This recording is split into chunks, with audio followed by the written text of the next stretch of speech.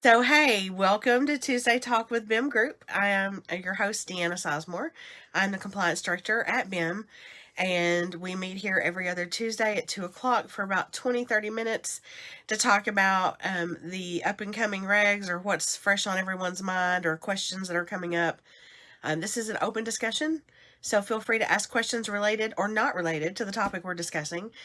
Today, I thought we would talk a little bit more about the American Rescue Plan Act and the Cobra subsidies, because I know last week I had to end up doing a video versus a live feed due to some internet issues. I still don't know what happened there, and didn't get to take any questions. So I wanted today just to be a little more interactive.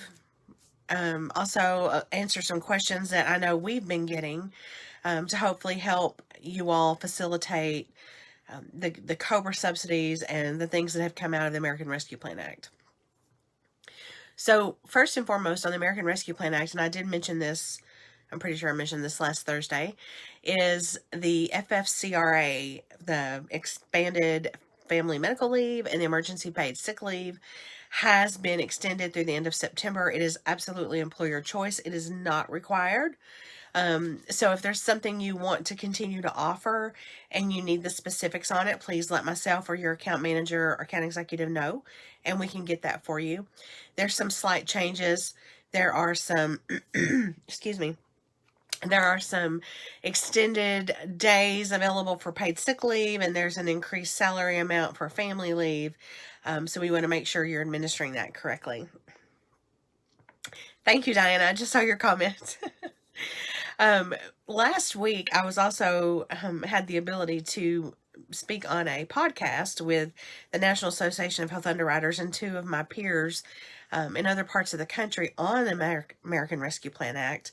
And they had a lot of good questions came from that. And I thought those questions may be beneficial here today. So if we're talking about just the COBRA subsidy in and of itself, these questions are going to apply to that. Excuse me. Again, I knew this was going to be an interesting Tuesday talk. So for the COBRA subsidies, the EBSA 2021-01 extended or clarified the outbreak period. So last year at about this time, we had a guidance from the EBSA 2020-01 that said anybody that's eligible for COBRA, their COBRA election, their COBRA premium payment, claims and appeals processes, HIPAA special enrollment, that they have until the end of 60 days post the end of the outbreak period to make an election, pay their premium, have a claims or appeal reviewed, special enrollment, all of that. In this year comes, the end of the pandemic was supposed to be February 28th. It has been extended. On February 26th, we got EBSA 2021-01 that defined or clarified the outbreak period to be the lesser of 1 year or 60 days post-pandemic for that person. So someone who was eligible for COBRA in April of 2020 would be counted by themselves for 1 year forward, April 1, 2021, assuming the pandemic doesn't end before then, which I doubt it will since we're 2 days out from there. So that would be their 1 year period. So at that point, their COBRA clock would tick for election, premium payment, whatever that may be. Well, on top of this clarification of the outbreak period, we have been given the American Rescue Plan Act, which says anybody who elects COBRA that is an assistance eligible individual, and that's the key word there, assistance eligible individual, basically gets free COBRA from April through September of this year only. So if we think about that person in April who had a 1 year outbreak period to elect COBRA, and they decide to elect it April 1 of this year. So if they elect it, it would go retro. So if they wanted to go retro to April 1 of 2020 when they are originally eligible, they would have to pay premium back premium, retro premium, from April 1 through the end of March this year. If they didn't want to go retro, they could elect it for the April through September time frame, 100% COBRA subsidy, 100% paid, and have coverage for that 6-month period. What did not extend was the maximum duration of COBRA. So that person that was eligible last April is eligible for 18 months of COBRA coverage. At the 12-month mark, this April, is their year up. They make a decision. They don't want to go all the way back to April of last year, but they want to elect April of this year. They can continue coverage through the end of September, April, May, June, July, August, September. I had to make sure that was 6 months.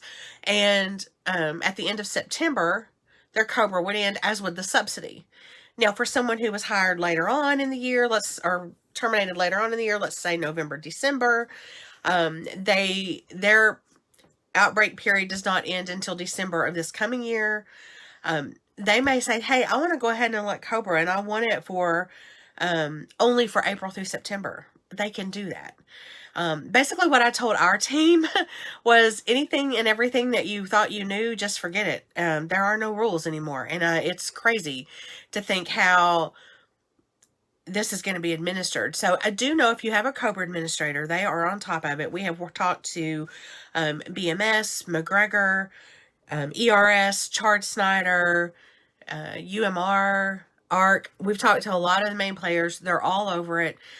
What we're currently waiting for are model notices from the DOL.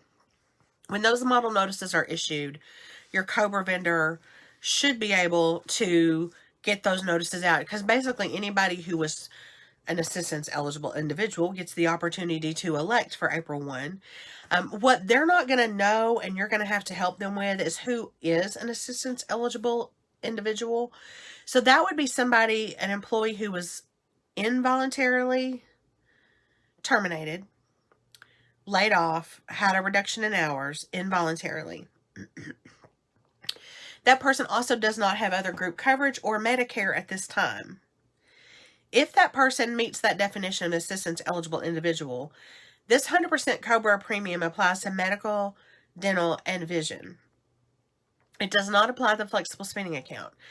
You might say, why? Well, because the flexible spending account in the other parts of the American Rescue Act and the Consolidated Appropriations Act, which came out in December, there are things that an employer could choose to do within aside an FSA so that people don't lose their money. You can extend it, you extend your grace period, you can extend your rollover amount, lots of different things. So this COBRA subsidy premium is medical, dental, and vision, only assistance eligible individuals, and only for the employee and what they elect. So if they elect family coverage, it would cover family coverage. However, if you had an employee who was terminated and they got divorced, before they got terminated, they got divorced, and they had a spouse that was eligible for the expanded time frame. I want to say it's gone from my head right now, 29 or 36 months, 36 maybe. The spouse could not elect the COBRA premium, or collect COBRA and get the COBRA subsidy. So let me back up. I messed all that up again. Too much medication. So if you are an assistance eligible individual that was an employee, and your spouse, you and your spouse divorced, and she's offered COBRA, you get terminated for whatever reason, you're eligible for COBRA. She does not get to elect COBRA and get the COBRA subsidy. She can elect COBRA, but she's going to pay for it. She's not eligible for the subsidy. The same thing would apply for an aging out dependent. So when that dependent ages out, they can elect COBRA, they just can't get this COBRA subsidy. So the employee is the key to that, and then the employee has to be involuntarily terminated, not eligible for other coverage, not on Medicare. So here's some of the questions that we've received, and I'm just going to kind of hit those at a high level. If you have questions while I'm talking, please feel free to drop them in the chat. Even if it's not related to this, I want to be sure that everyone understands this, because it's pretty complicated when you tie in the EBSA 2021-01 Act, where the outbreak period was clarified, and then you've got the COBRA subsidy on top of that, and then you've got trying to keep up with dates and periods and all that. I will say before I go into these questions, if you do not have a COBRA administrator, please talk to our office about getting a COBRA administrator. It is becoming more and more complex, and we don't want you to have a compliance gap where a COBRA service provider could fill that for you. So reach out to your account manager, account executive if you need COBRA. So some of the questions we received is the COBRA subsidy for just medical? And I said that earlier. No, it's medical, dental, and vision, but not FSA. If an employer was subject to COBRA in June 2020, when an employee was involuntarily terminated, but is no longer subject to COBRA today, meaning that they're less than 50, are they required to make the COBRA offer? So basically, it's important to remember that whether it's COBRA or state continuation, this subsidy applies. So if it's a group that's over 50 was subject to COBRA and now they're under 50 and not subject to COBRA, you're still subject to state continuation, and the state continuation is covered under the subsidy. So how do you take the credit for the subsidy? You take that on your Medicare payroll taxes. And I know, Tina, it is nuts. You put it on you get reimbursed on your payroll taxes. If your reimbursement is more than your payroll tax, it's basically going to be considered an overpayment that would be refunded to you. How that's going to work, I don't know. If someone has already paid their COBRA premium through September of this year, you as an employer have to reimburse that employee or assistance eligible individuals not employed anymore and be a beneficiary within 60 days of their premium payment. So if you have somebody that's prepaid for the whole year, then you have to go back and reimburse them for that. Under the ARPA, do employers have the option to extend the FFCRA leave and get the tax credits? We talked about that earlier. An employer is not required to offer it. However, if they choose to, you are eligible for those tax credits. A note to point out, I'm laughing, Jeannie, because I'm telling you, I probably have no business doing this today. Jeannie, you are correct. I said 50. If you're subject to COBRA over 50, it's 20. I probably should not be doing this right now. So I apologize for that. So when I talked earlier about that person or that employer being eligible, being subject to COBRA, it's over 20, not 50. Thank you, Jeannie. She keeps me straight. We make a great team. Thank you, thank you, thank you. So... Oh, it takes a village, y'all. I'm telling you. So, another question was, if an employee was originally eligible for COBRA effective 11/1, but they didn't elect, are we now saying that they can elect but don't have to pay the retro premium to 11/1? It can be effective 4/1. Absolutely. They can go back. They can either pay their retro premium and get coverage all the way back to the beginning, or they can not pay the retro premium and their coverage is be effective 4/1. Thank you, Jeannie. No, nothing's changed. I just probably shouldn't pull examples out of the top of my head when I'm on Mucinex. So, it is important, like I said earlier, that the COBRA duration has not extended. And again, this applies to the COBRA subsidies. If a client retires, would they qualify for the no-cost COBRA? No, because the COBRA subsidy is only for involuntary termination, with the exception of gross misconduct. If anybody's ever dealt with COBRA terminations and gross misconduct, you know that it is really hard to prove gross misconduct. It's really, really hard to get there. Is there any guidance whether the subsidy credits can be taken on their taxes for maybe you've got an former employee who's now in the individual market. They can take that, if they're on the exchange, they can take a credit off their taxes. If they're not on the exchange, they cannot. Third parties will be sending out notices. That was another one that came up. So another thing that was in the American Rescue Plan Act was the HIPAA special election. So if there's a qualifying family change of status, an employee notifies the employer their desire to enroll in group coverage, but they haven't elected yet, is that truly going to be considered other group coverage, making the beneficiary ineligible for the subsidy? We don't know. We're waiting for guidance. So there's been a lot of questions as far as how very specific circumstances are going to work, and we don't have any way to know that. We're waiting for guidance, as we are on several other things, and hopefully that guidance will come out sooner than later. I'm trying to think if there's anything else. There's a lot of specific information and verbiage that needs to be included in the new COBRA notices, which is why we're waiting for model notices. If some of you are have access to HR Service, which is one of the products we provide, you got an email from them yesterday, and they actually have links to new COBRA notices.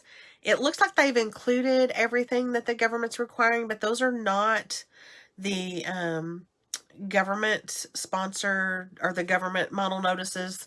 That was HR Service taking it upon themselves to put that required language in there, which again is fine. You're not required to use the model notice.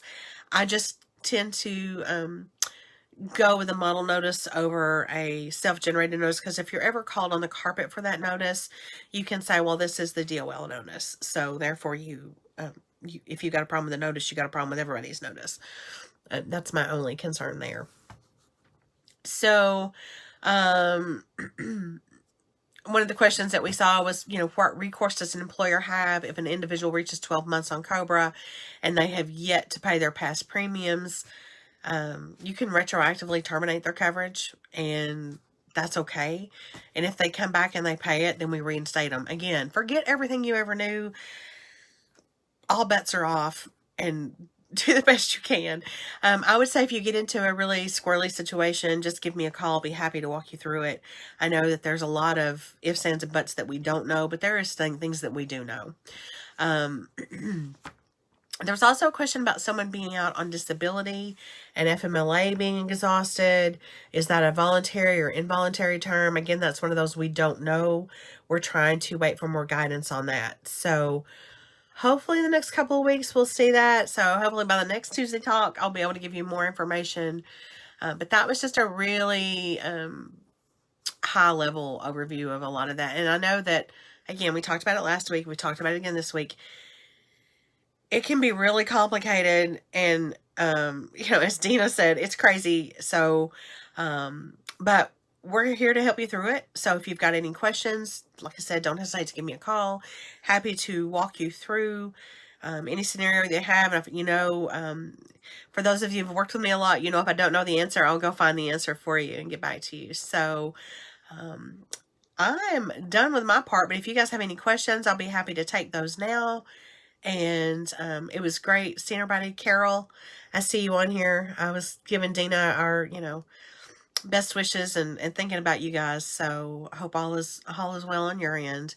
And I will take any questions that you may have now. So I appreciate you guys. Thank you so much, Jeannie. Thank you for backing me up on my COBRA question. So I needed that. All right, I'm not seeing any questions, so you're welcome to go unless you've got a question. I'll hang out for just a minute.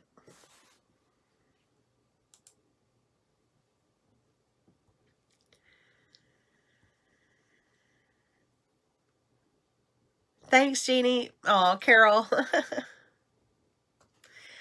We love you too, Dina.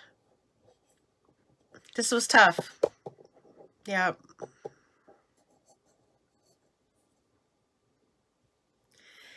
I'm here if you guys need me. You know that. Have a great afternoon, everyone.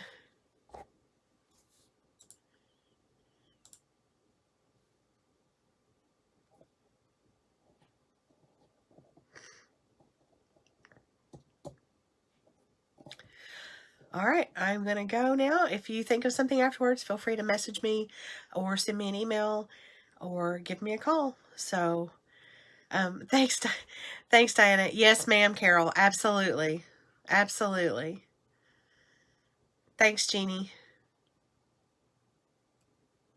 You guys have a great afternoon. Thanks. Bye.